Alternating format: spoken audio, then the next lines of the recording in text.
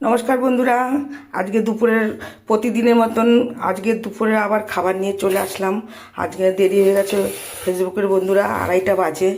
আজ কালকে আমার তো খুব বৃহস্পতিবারে ঠাকুরের বাসন টাসন মেজে ঠেজে ঘর দুয়ার পয় পরিষ্কার করে তারপরে খাবার নিয়ে বসলাম।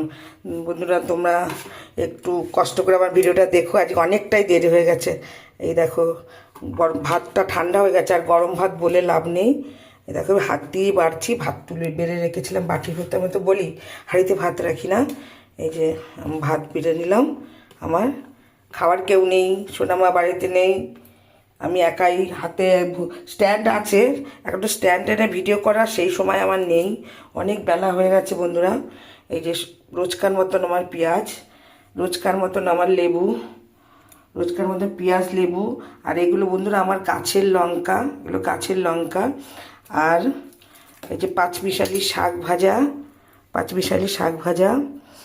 আর আছে তোমার হলো মাছের, এই যে এটা হলো মাছের তেল, পটকো, যে মাছের কাতলা মাছের তেল, তার তেল ঝাল করেছি। এই যে কাতলা মাছের তেলের যে পটকা, কাতলা মাছের তেল ঝাল এটা। দেখো বন্ধুরা, আমি এটা খেতে বেশি ভালোবাসি না, আমি বানিয়েছি আমার ছেলের জন্য, ছেলে খেতে ভালোবাসে।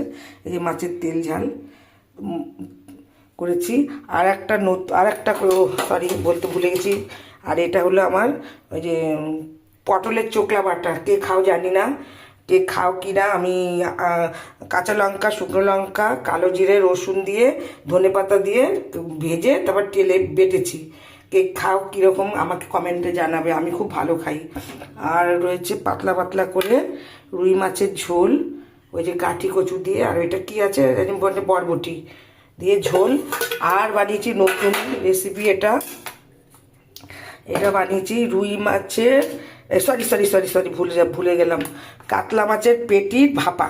এই দেখো কাতলা মাছের পেটি ভাপা, বাটির মধ্যে করে ভাপা করেছি। এই যে জল বসিয়ে গামলার ভিতর, তারপরে গ্যাস জ্বালিয়ে সব দিয়ে এই যে বাটির মধ্যে করে ভাপা করেছি। এই যে তেল ঝাল, এই যে আজকের মেনু। অবশ্য আমি কিন্তু এতটা মাছ খাবো না, তা আমি একটাই খাবো, তাই তোমাকে দেখালাম। এই যে দেখো বন্ধুরা, আমার আজকের দুপুরের মেনু। টাটা, আবার কাল পরের দিন দেখা হবে।